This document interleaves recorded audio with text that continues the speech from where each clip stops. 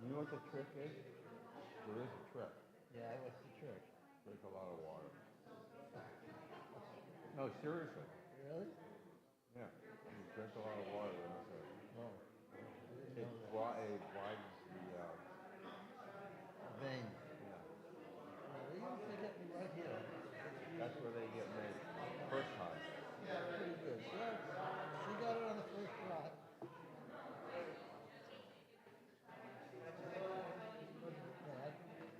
Shabbos, Shabbos, I'm back. Hail to the chief. welcome back.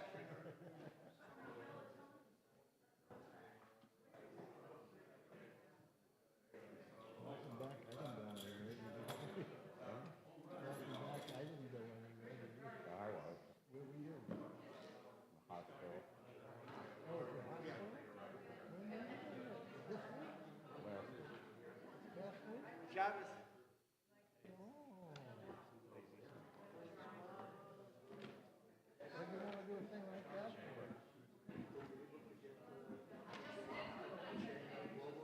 no, I wanted to.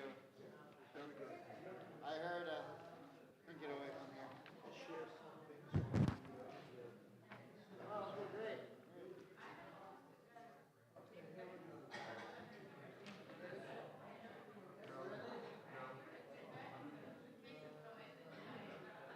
What choir shall we on, Jeremy? Noah, I love Noah. yeah. I think I spent the last month in his whale stomach. I felt like it. That's Jonah. Much better.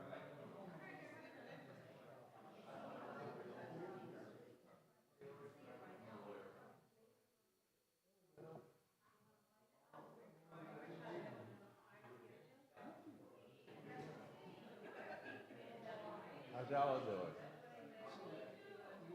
Really good. Really good. We'll be there in a few weeks. Kadosh Baruch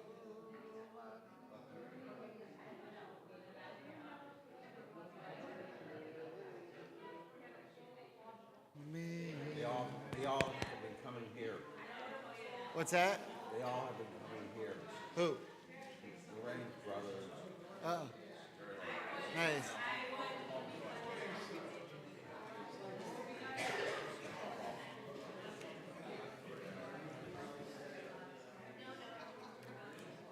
Good Shabbos. I feel like I'm so far away. There we go. No, it's good. It's good. Want to be like in the middle like the surprise? Yeah, right. Here we go. Rishamru v'nei Yisrael et ha-Shabbat l'asot et ha-Shabbat l'dorotam berit olam Rishamru v'nei Yisrael et ha-Shabbat l'asot et ha-Shabbat l'dorotam berit olam Ben Yuven v'nei Yisrael Oti le'olam Oti le'olam V'shamru v'nei Yisrael et ha-Shabbat l'asot et ha-Shabbat l'dorotam berit olam Ki sheshet yamim asa Adonai et ha-shamayim ve'et ha'aretz v'shamru v'nei Yisrael et ha-Shabbat l'asot et ha-Shabbat l'dorotam berit olam Uvayom hashvi Shabbat v'nafash Shabbat v'nafash Shabbat v'nafash v'shamru v'nei Yisrael et V'aso et ha-Shabbat le'daratam beritola. Baruch atah Adonai Eloheinu melech haolam boirei v'riya gofen. Amen. L'chaim.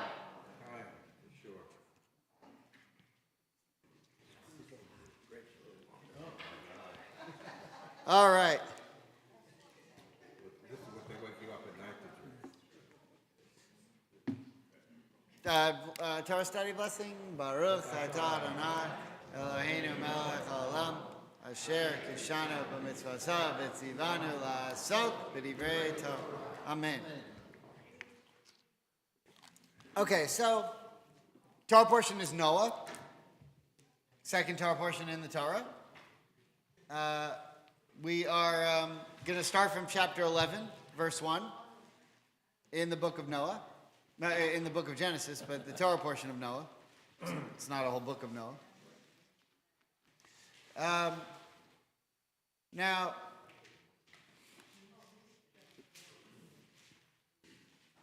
When does the new plow think, when do they think it'll be out? about 6 more years. It's an 8-year process. Sounds like the same time Mac gets out of medical school. Yeah, 5 or 6 years. Okay.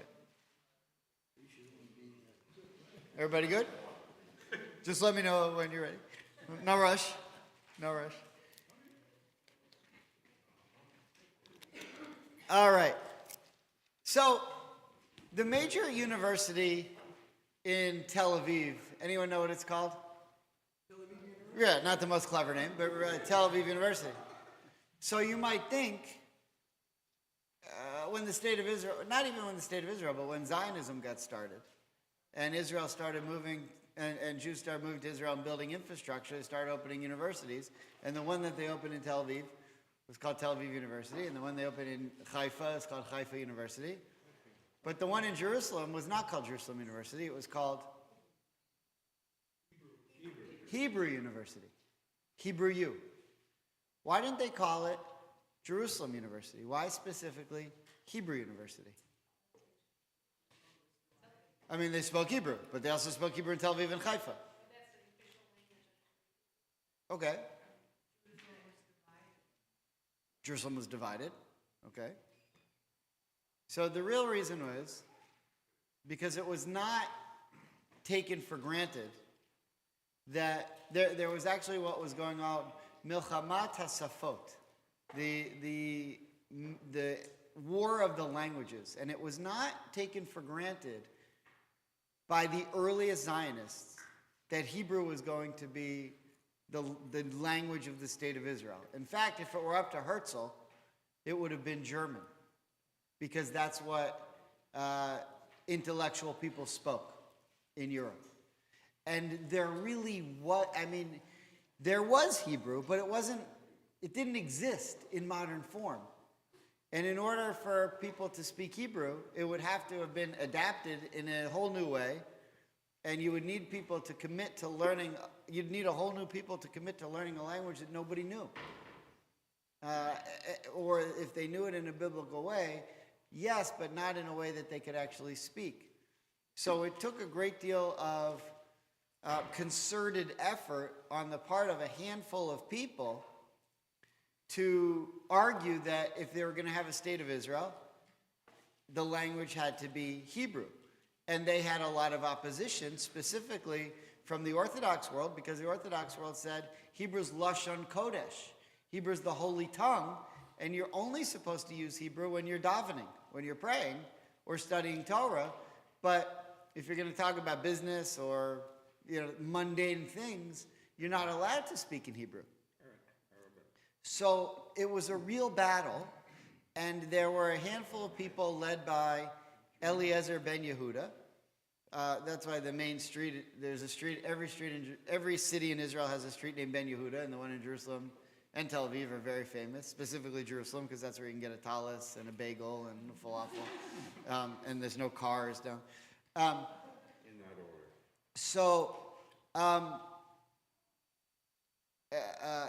Eliezer ben Yehuda was really the main one, but also Chaim Nachman Bialik and Achad Ha'am and some of the other Zionist leaders. And so Hebrew, naming it specifically Hebrew University was a statement that if the Jews were going to have a state, it had to be based on Jewish culture. And we couldn't just have a place where Jews were going to live. We had to have a Jewish place for Jews to live.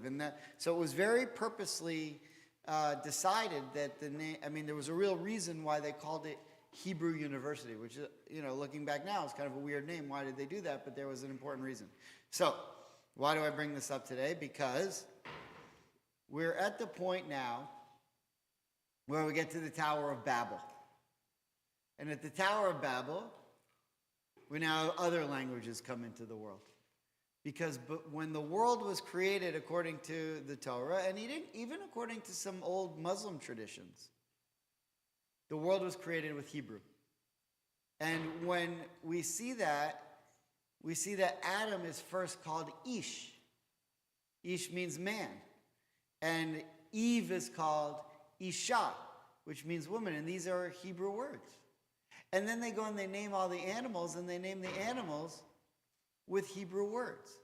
And they're speaking Hebrew. But then, and so what it appears is that everyone in the world spoke Hebrew.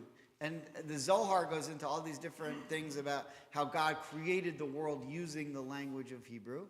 And that's the original language that if you really want to hear from God, you need to speak in Hebrew.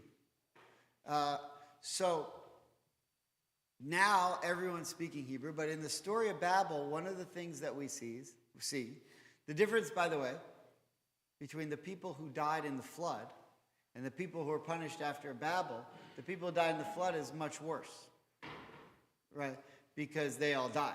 In Tower of Babel, a lot of people die, but not everybody dies. And what happens is they're speaking Hebrew, they go to Babel, and they're all punished. They're all punished to speak a different language. And what happens, and we'll see what happens. But if they're all punished to speak a different language, then who keeps speaking Hebrew? Does anyone keep speaking Hebrew? So, and if they did, how did Hebrew go from the language that everyone spoke to now everyone's speaking different languages, and just magically it landed on the Jews and we kept the Hebrew? How did it happen that way? At least according to the Torah. So I haven't said any answers. I'm just posing the question of why is that, and then ultimately in 47 minutes we'll get to why that's important.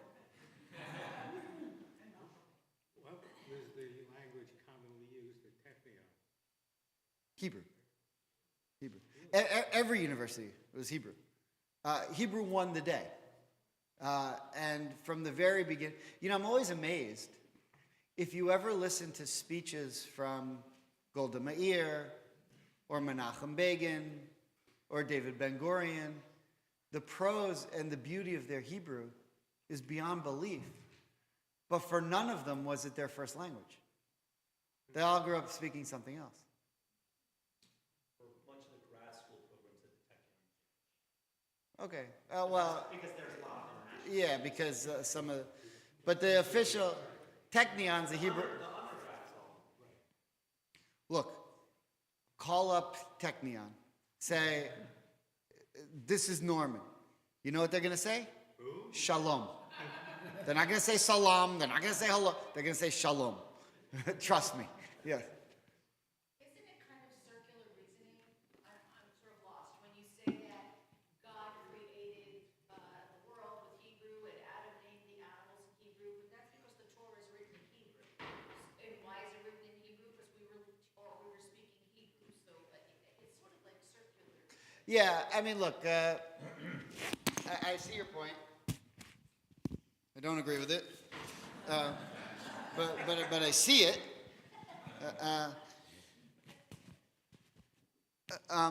But it could have. So here's why. It's a very good point. It's a very good point. First of all, I don't agree with it because the Talmud and the Zohar come and tell me they spoke in Hebrew. But also, even more so. The part of the Torah that says, and he called the name of it, could have been any language. But when it gets to and they called the name of it Ish, that becomes the proper name. That becomes the proper name of it. Meaning, let's say it was written in English, the Torah would have said, and he called the name of it Ish. So I'm only looking at that word Ish and saying, well, what language is that? The rest of it that said, and he called the name of it, you're right, that was just the language of the day. That they were writing. And where do you have the same problem? The Talmud. Because the Talmud is not written in Hebrew. The Talmud is written in whatever they were speaking in the day, which is Aramaic. And the reason why? To make the lives of rabbinical students terrible. So then you have to learn Aramaic too, which is a nightmare. It's an absolute nightmare, trying to learn it. I once had, and by the way, I was pretty good at it. And you saw Dr. Cohen, who was my Talmud professor, he came to speak here, and he said nice things about me. You should have seen what he said about me when I was in his class. And I was one of the better students. He said, Jeremy. Remember, he had like a British Israeli accent. He said, Jeremy, you're not one of the ones I'm worried about. But then he also said we used to have to go into his office, and he had this old cassette recorder, and we had to read a section of Talmud and then translate it and explain it while he recorded it. So I'm reading it in Talmud. I'm reading the Talmud in Aramaic, and he stopped it. And he goes, Jeremy, if I was someone who only spoke Aramaic, I would have no idea what you are talking about.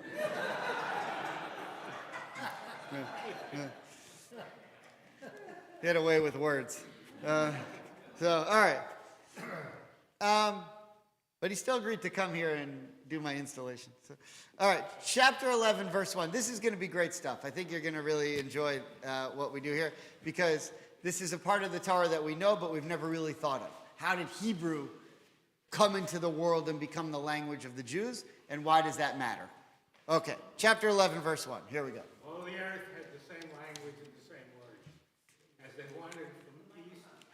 Oh, Norman, can you use the mic? Let's take it from the top.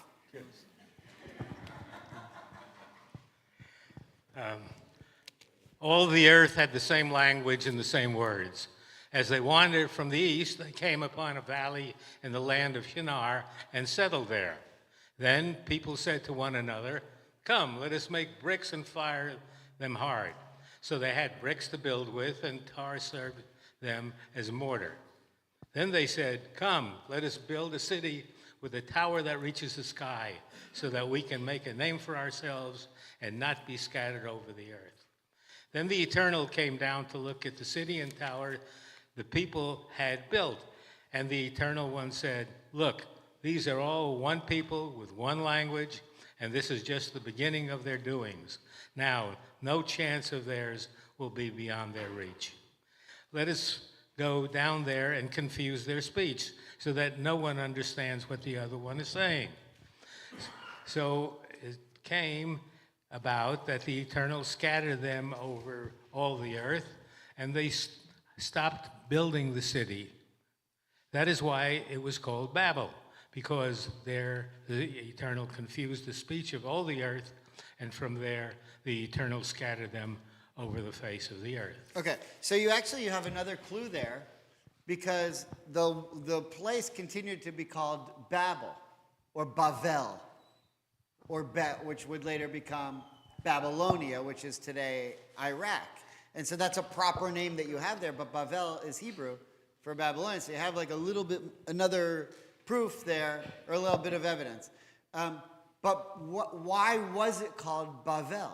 What does Bavel mean in Hebrew? Bavel means confusion.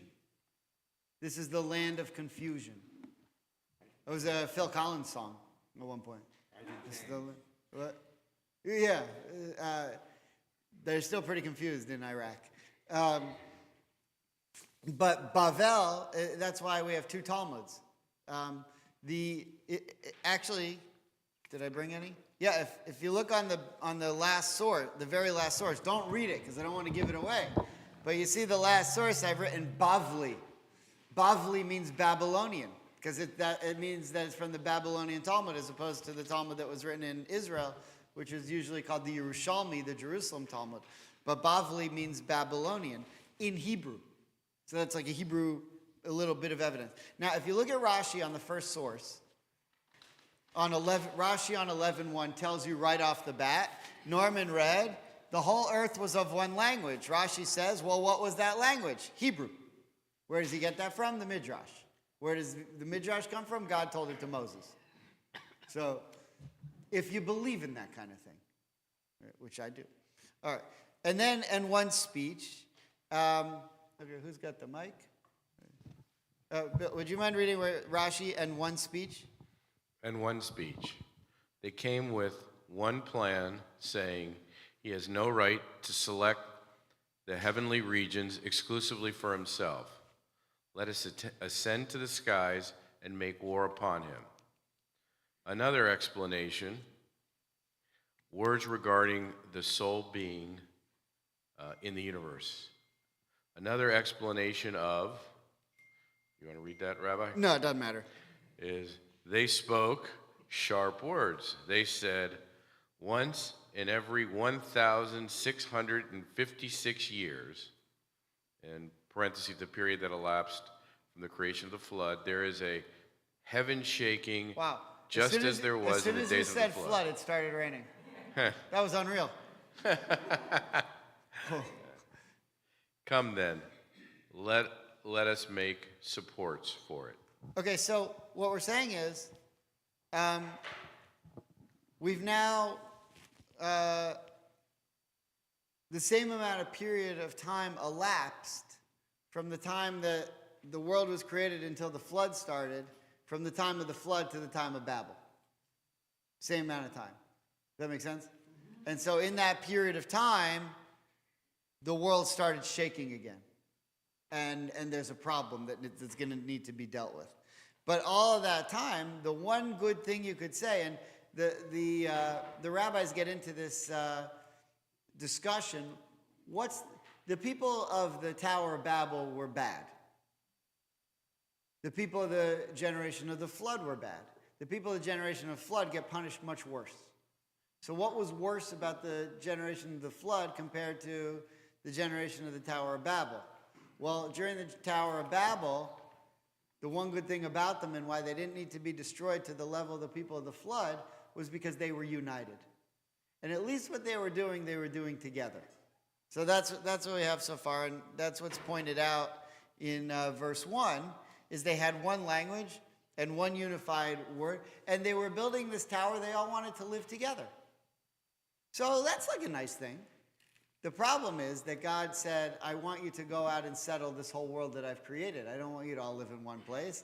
I want you to go to China and to Sweden and to Boca and to, all these different places. I don't want you to just be here in Babylonia. I want you to spread out. And they weren't doing that, and that was annoying to God. But at least they were unified, which was like there's something nice about that. Okay, couple more Rashis, and then we'll get into where this is going. If you look at, Hillary, would you mind reading Rashi, the second source, Rashi on Genesis 11:2. As they journeyed from the east, where they were then dwelling, as it is written above, and their dwelling place was the mountain of the east.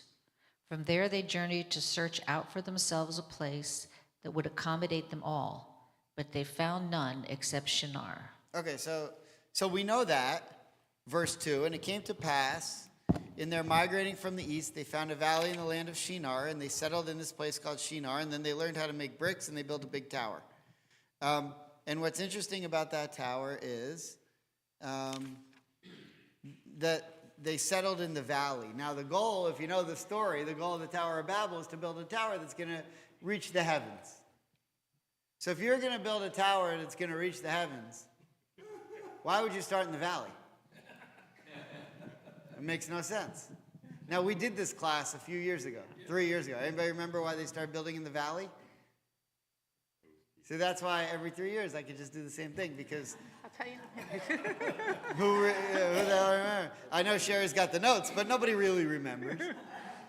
So what happened was, as the flood went up and up and up, the people started running up. And they kept going to the top of the mountain, and the top of the mountain, and ultimately, even at the top of the mountain, they drowned there because the water rose. Eventually, they got to the top, they drowned there too because the water went all the way to the very top, to the heavens. When the water receded, all those bodies that were at the top of the mountain slid down into the valley. And the people who went to build this Tower of Babel, everyone knew that the bodies that God killed in the first flood were found in the valley. And so when they built this Tower of Babel, the goal of building the Tower of Babel was to take on God. They didn't like God. Why didn't they like God? Because the only thing they really knew about him is that he killed everybody. So he's not that great. I mean, this is a long time after, but the one thing they knew, that God, he's the God who killed everybody. So they started building the tower in the valley as a monument to the people who were killed. And the goal according to the rabbis, the goal of the Tower of Babel was at the top to reach God and put their idols on top to show that they had conquered, that they didn't need God. There's a lot more to it. We did that 3 years ago, and I don't want to go into that too much because it's going to take us in a totally different direction, which is an important direction. But that's why they started in the valley, and that's why they go to this place called Shinar, because in Shinar they found a valley where a lot of the bodies must have at some point been found from the flood. I mean, there had to have been corpses all over the place, or bones all over the place at least, because the whole world was killed. And apparently this is one of the places where people were living. All right, so that's verse 2. One more comment on verse 4. Let me just read verse 4 again. And they said, "Come, let us build a city, a tower with its tops in the heavens, and let's make a name for ourselves, lest we be dispersed across the whole earth." And I'll tell you that this was the Torah portion. We're in November. We're almost November election season. And the year that Trump won his first presidency against Hillary, this was the Torah portion. And I read it, and it said, "Let us build a city with a tower." I thought, well, who has a tower? With it to make our name for ourselves. Who puts his name on the tower? And I read this and I said to my assistant, I'm not even going to go vote. The Torah already told me who's going to win. This was literally the Torah portion the week of the election that week. It said, who's in this just to put his name on a tower in the heavens? I said, it's a done deal. But then I realized there were other elections. There were other votes because I had to vote for mosquito controller and whatever. In Fort Myers, that was an elected official, mosquito control. And by the way, that was like the one position that actually affected my life because the mosquitoes were terrible. I didn't care, who, city council of Fort Myers. Who cares? These mosquitoes that were driving me nuts. All right. I had a whole routine on that about 15, 16 years ago. All right. So look what Sforno says on 11:4, that verse about the tower. Thus we will make a name for ourselves. This name was the idol that was to be placed in the tower.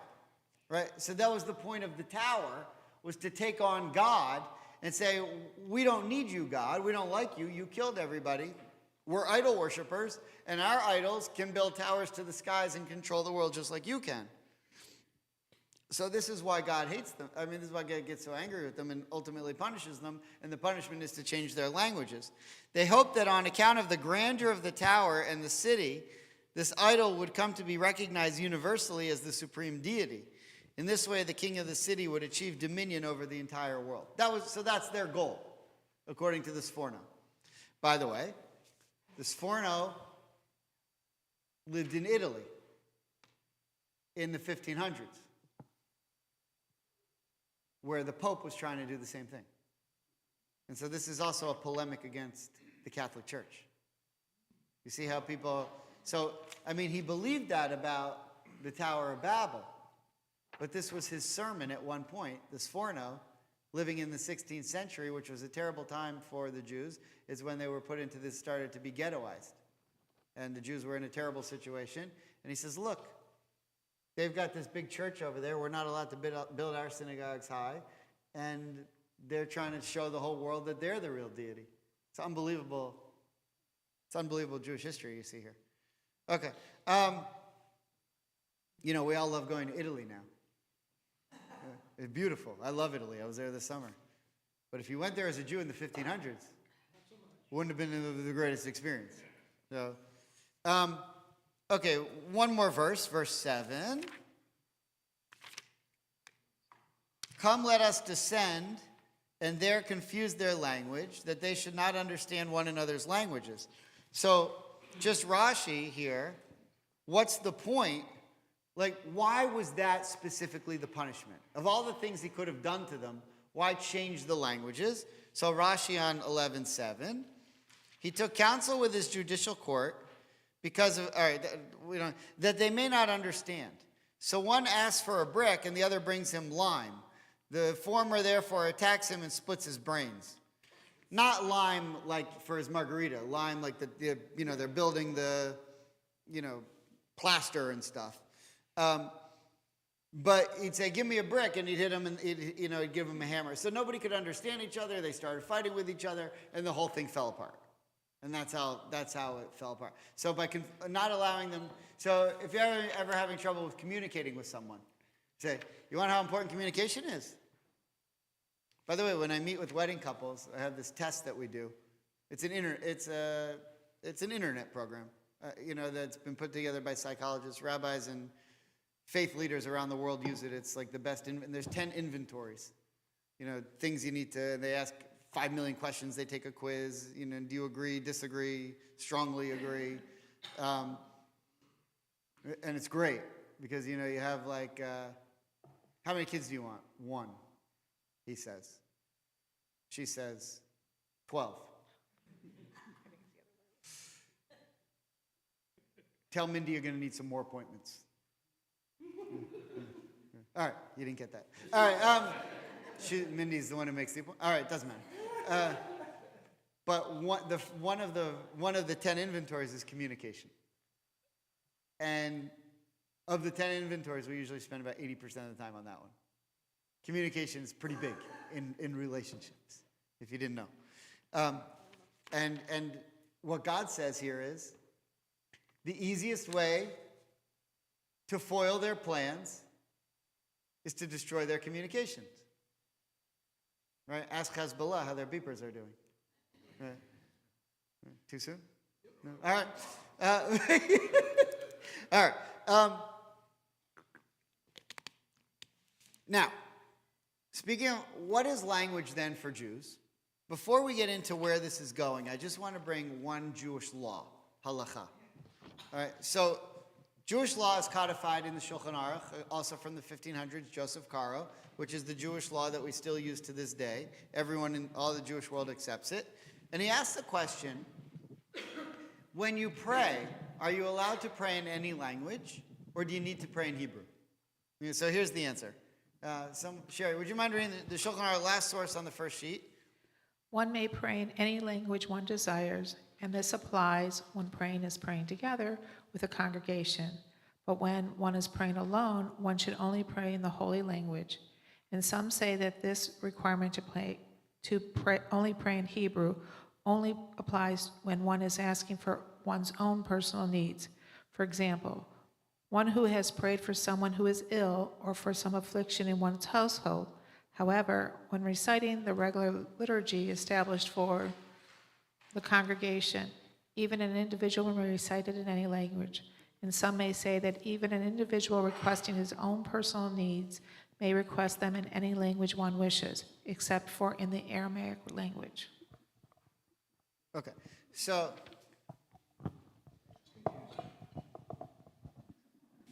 and some say that even may request them in any language one wishes, except for.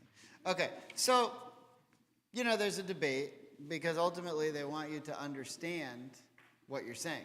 And so it is permissible to pray in any language. But it's ideal to pray in Hebrew if you can. That would be better. Why? What's the difference? So let's just look at it closely one more time. So one can pray in any language one desires. That's fine, because better that you understand what you pray, what you're saying, than not understand what you're saying. We're the first generation in history of Jews who pray in Hebrew and have no idea what we're talking about. That's never been a thing before. Jews always understood Hebrew. Or they would pray in a language that if they're in Germany, they'd pray in German, like the early reformers. But before that, people understood the Hebrew. So we've created this new thing where we want to do it the right way. We just don't learn Hebrew. If you ever listen to the comedian Ilan Gold, like he says, the reason I don't understand Hebrew is because I only went to Hebrew school for 12 years. And so I don't know any Hebrew, which is about the same for every Jewish kid. Why? Because of soccer. And soccer. Why didn't you do your Hebrew? Soccer. Oh, soccer. Okay, so we don't speak Hebrew, but we have a lot of mediocre soccer players. All right. Okay. What? So this applies when one is praying together. It was a joke. Don't get caught up on the soccer. Don't. Jeez. But when one is praying alone, one should pray in Hebrew. And some say that the requirement to only pray in Hebrew applies only when one is asking one's own personal needs. For example, when one is praying to someone who is ill or someone's affliction in one's house. So if it's really, really important, you better do it in Hebrew. Right? If someone's life depends on it, you better do it in Hebrew. When reciting the regular liturgy established for the congregation, even an individual may recite it in any language. And some say that the individual requesting his own personal needs may request them in any language. But what it's really saying is when you're with the crowd, you should try to do it in Hebrew.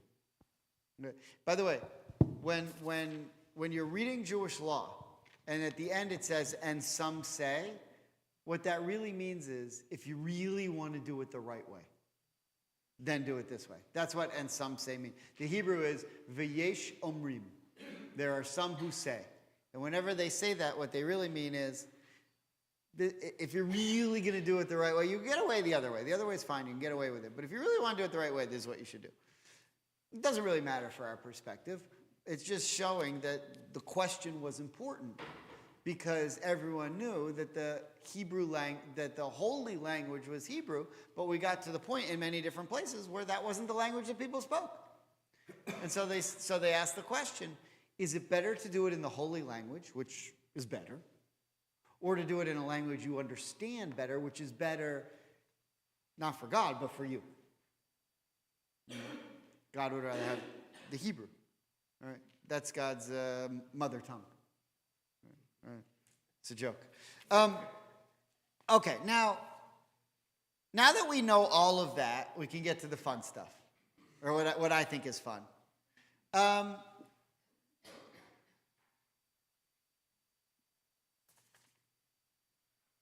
Who's the first Jew, technically?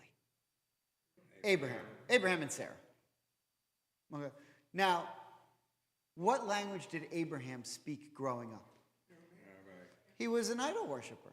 I mean, at least maybe he knew from birth. At some point he said, this is stupid. How can we sell these idols? And he smashed them all up with it. But he grew up the son, not only of an idol worshiper, but the son of a guy who sold idol worshipers in a town of idol worshipers in Babylonia. Nobody there knew Hebrew. This is well after the Tower of Babel. This was Babel. So they would not have spoken Hebrew there. So the language that Abraham grew up speaking, there's no reason to believe it would have been Hebrew. Why would anyone teach him Hebrew there? The people there hated God. They didn't want anything to do with Hebrew. So where did Abraham learn Hebrew? Right? It's an interesting question, right? Okay, so we've got a good answer. But to do that, we've got to go back to a couple different verses. So would you jump back with me to Genesis 10, verse 21?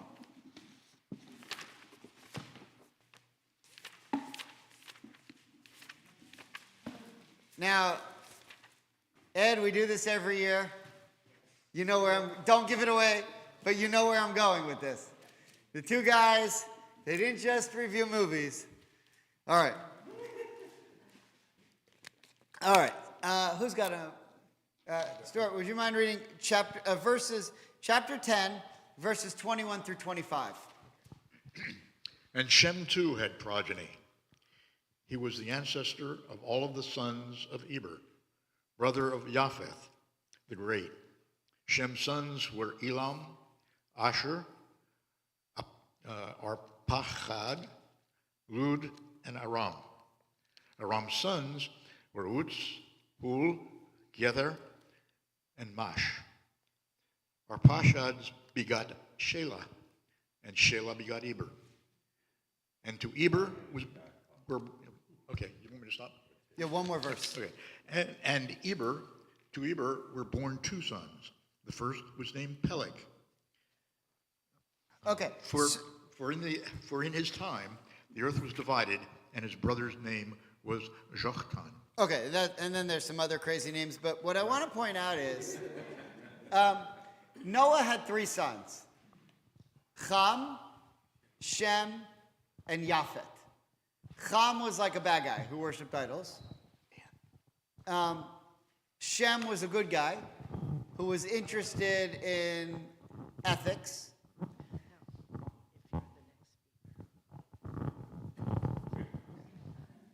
Yeah. Just try to make as much noise with it. That's all they wanted. All right. You're the next reader, apparently, according to Stuart.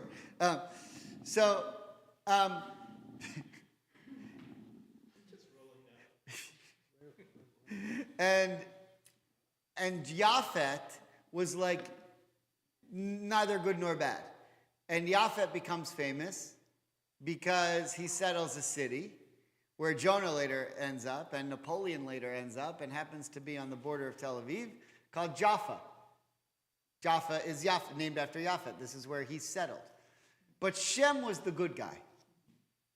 And if we go from Noah to Shem, what we then need to do, if Shem is going to be the line of good guys from Noah, we need to figure out what his relationship is, ultimately, how Abraham comes out of that line. Okay? Now, Shem has a grandson named Eber. Okay? Now, Eber has a son named Peleg. And most of these names, we don't learn much about them. This guy begot this guy, and this guy begot this guy, and this guy. But every once in a while, you get a little tiny clue of something. And you have to ask your question, why? So if you look now at verse 25, and we find out what Eber named his son. He named his son Peleg. Peleg means division. A pluga in modern Hebrew, in the Israeli army, a pluga is a division. Peleg means divided. Well, what was divided? In those days, the whole world was divided. What was the division? The division was, you had Peleg over here with Eber. And you had everyone else over there. And what was everyone else over there doing? Building the Tower of Babel. And why was he named Peleg? Because Eber named his son and said, we're not going over there and doing that. Well, before that happened, before those people left and went over and did that, everyone over here spoke Hebrew. Eber and Peleg stayed here and spoke Hebrew. Everyone else went over there and ended up speaking Italian and German and whatever. Did I ever tell you the story about Stephen Burke, the professor at Union College? He is a history professor at Union College, and he's also an expert in Jewish history, and he gives lectures. And he once came to Fort Myers to speak, and he gave a lecture, and he said, my office as a history professor at Union was on one side of the hall, and on the other side of the hall were the languages. And they had the Hebrew professor and the Arab professor, and then they had the Russian professor and the German professor. And he called them the Department of Semitic and Anti-Semitic Languages.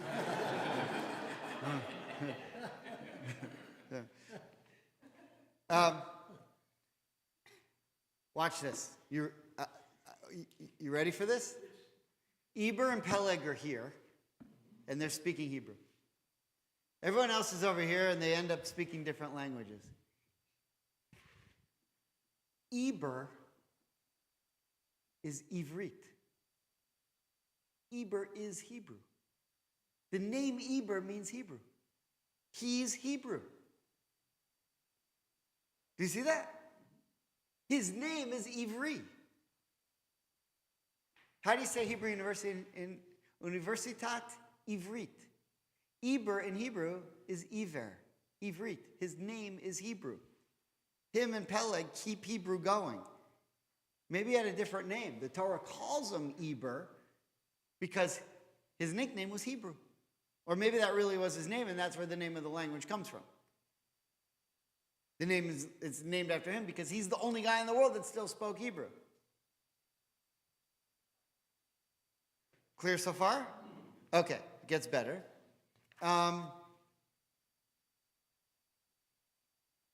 Okay, if you look on, so one more verse. If you just skip with me now to, well, a couple more verses, but 11:14.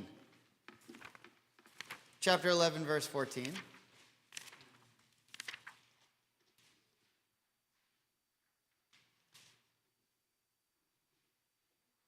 Okay, so, I'm sorry, actually, why did I put 13? I need probably 16. It should say 16. Oh, but because the Radak is commenting on 13, but the verse I want to look at for a second is 16. Look at 16. When Eber had lived 34 years, he begot Peleg. And Eber lived 430 years after begetting Peleg. Okay, so you might say, who cares? How long did he live? That's a long time. We need him to live that long because he needs to still be around when Abraham's born. Because someone needs to teach Abraham Hebrew. And that's his job. Who teaches Abraham Hebrew? A guy named Hebrew. It's like a good place to learn it. Right? All right. So if you look at the Radak, who lived just a little bit after Maimonides, Ian. Okay, this is what we've been waiting for. Would you mind reading the Radak on Genesis 14:13 on the sheet? Oh, on the sheet. Where it's a member of the tribe of Eber. A member of the tribe of Eber. He and all his descendants proudly regarded Eber as their ancestor. They were the only people who still spoke Hebrew, the original language of man. Subsequent descendants, other than the line which ran through Abraham and the Israelites, changed their language to Aramaic and were called Aramim, i.e., members of the people of the descendants of Aram, in recognition of their specific language. Even Lavan, a third or fourth generation descendant of Eber, was already known as Lavan Haramaya, Lavan who spoke Aramaic.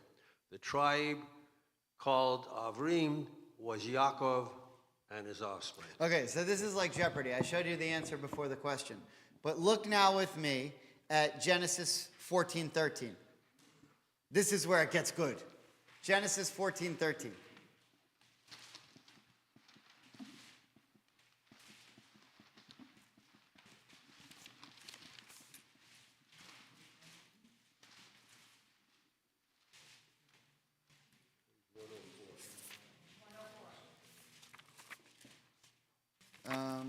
Hang on one second.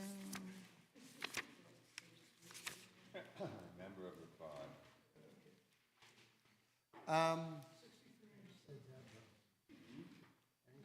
Okay, so you have verse 13? Who's got? Would you mind reading? A fugitive then came and told Abram the Hebrew. Right, there it is.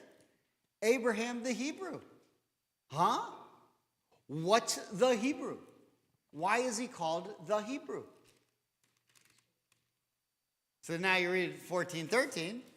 Back to the Radak, a member of the tribe of Eber, he and his descendants proudly regarded Eber as their ancestor.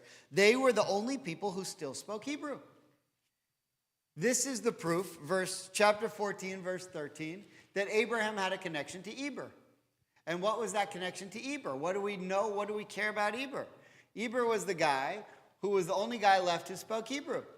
And eventually he was the guy who Abraham found and who taught Abraham ethics. Why does Eber know ethics? Because he's the grandson of Shem, who's the son of Noah, who spoke to God and learned ethics. Remember, Shem was the good one. He's the one who passed it on. Where did Eber get it? Got it directly from Shem. Where did Shem get it? Got it directly from Noah. Where did Noah get it? Descended from Adam.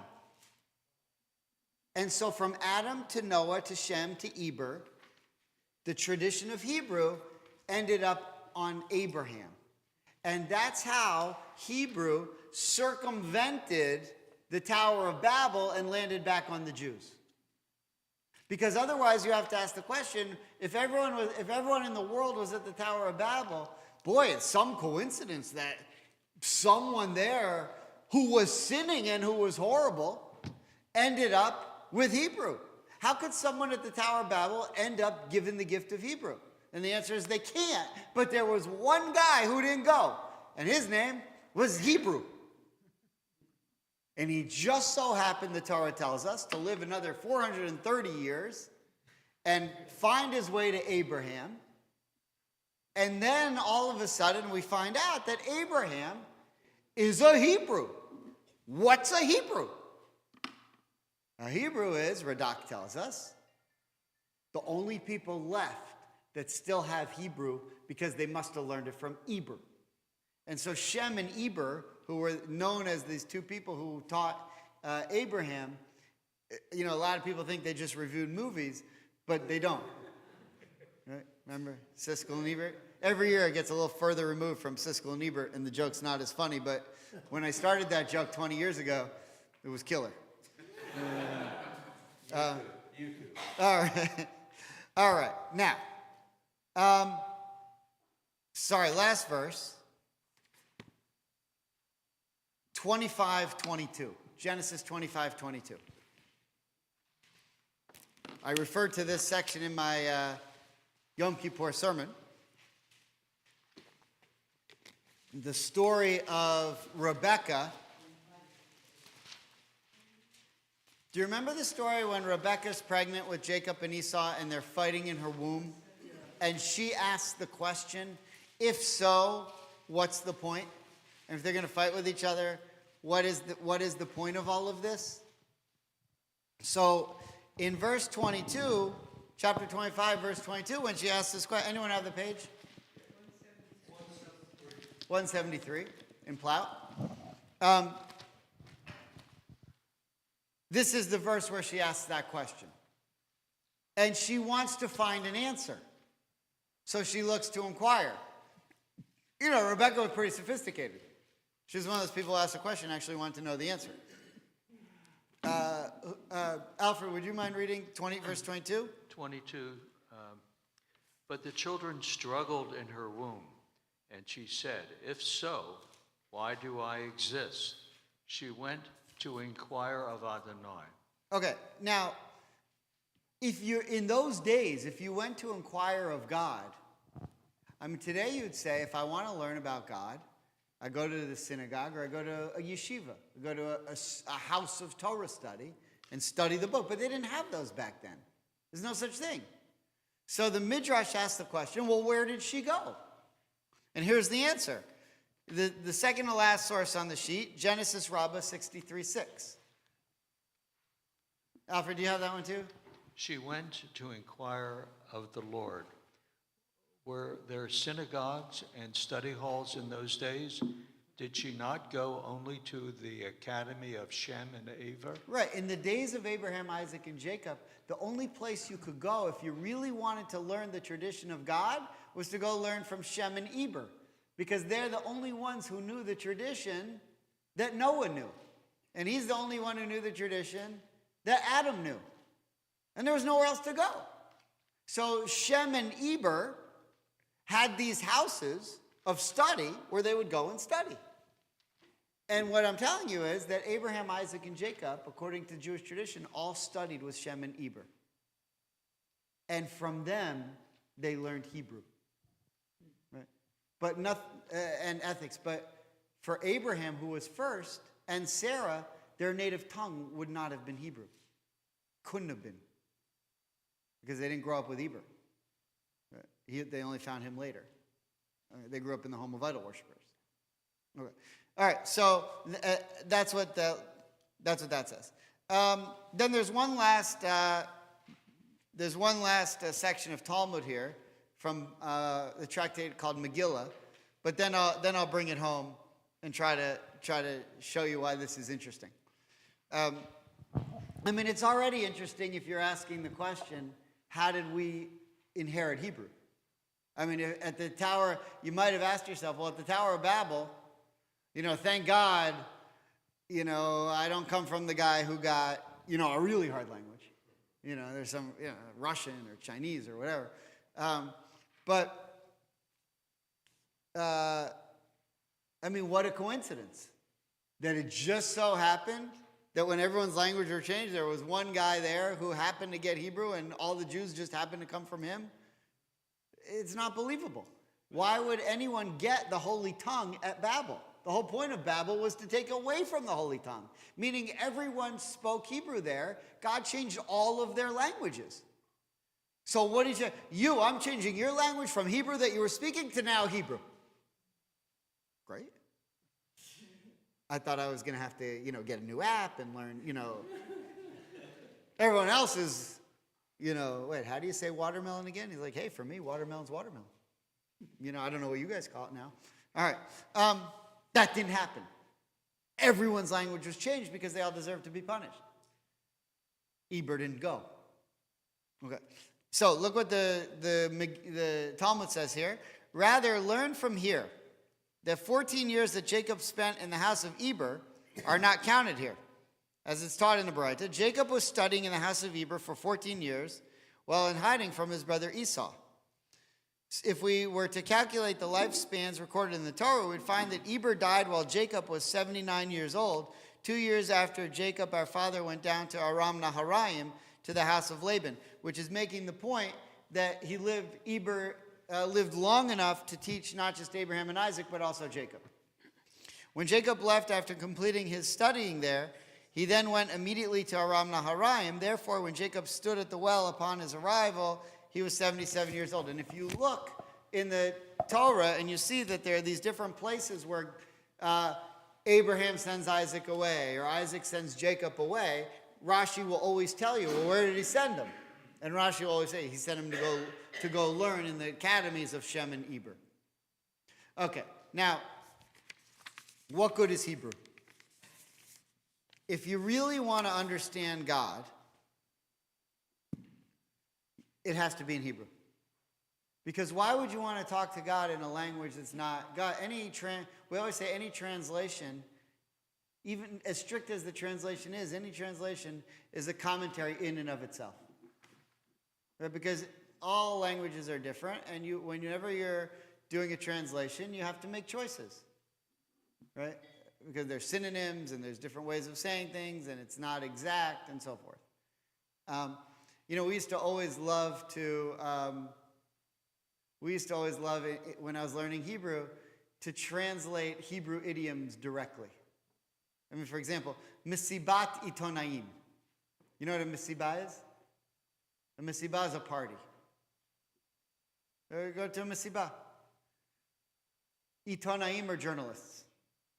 Misibat Itonaim, press conference. So when you're just learning Hebrew, you're like, why are the journalists having a party? What happened? No, it means press conference. There are a million of them that are really funny like that. There's one. There's an old one. They don't use it in Hebrew anymore, but maybe Gerard knows it. Atamotzi oti min hakalim. Have you ever heard that before? So atamotzi oti min hakalim means you're driving. It means you're making me crazy. But translation means you're taking me out from the dishes. So my uncle, about 40 years ago, would walk around to my grandfather and say, "You're taking me out with the dishes."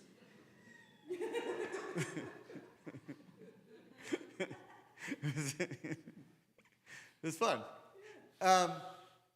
Okay.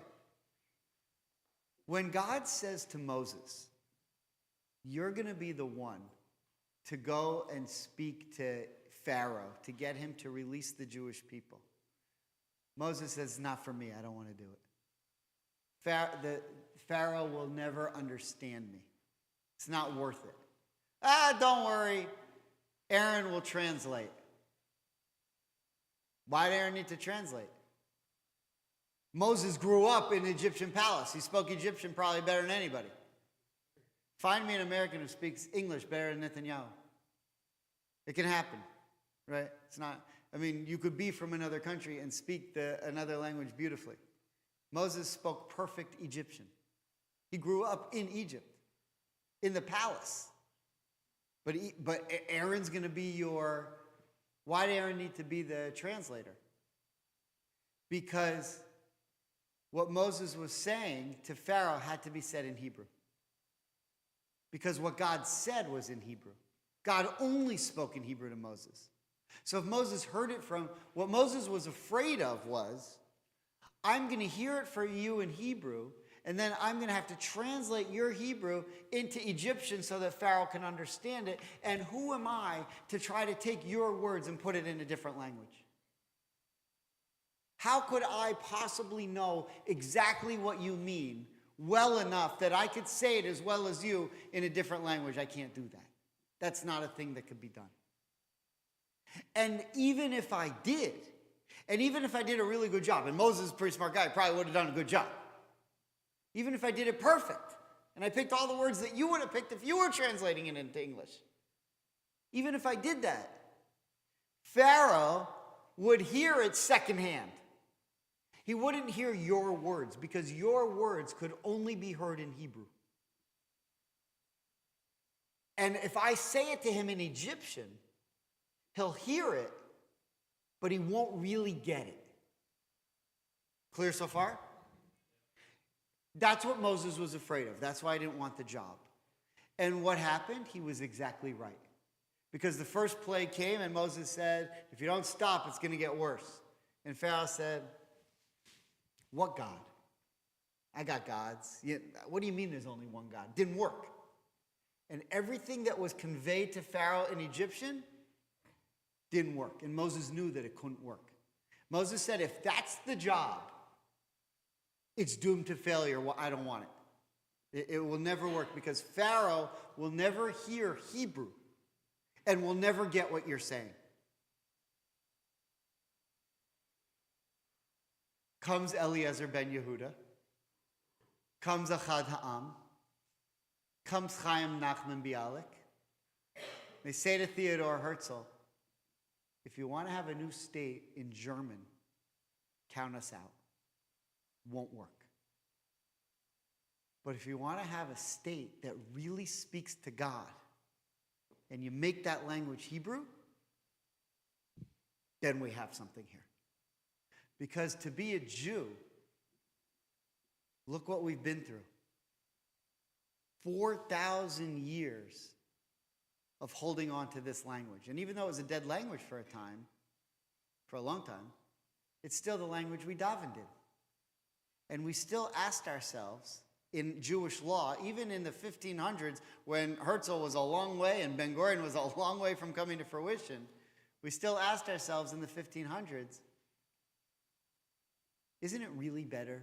Look, we're speaking Spanish, we're speaking Arabic, we're speaking Aramaic, we're speaking French. Shouldn't we really be davening in Hebrew? And the rabbi said,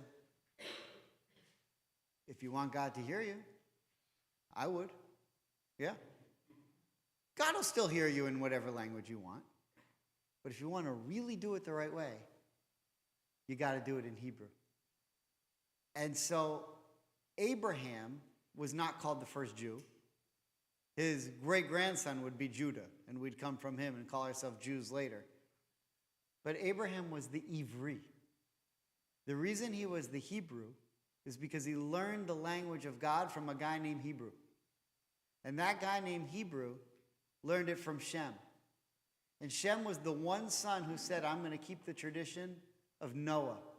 And Noah was the one guy who said, I'm going to keep the tradition of Adam.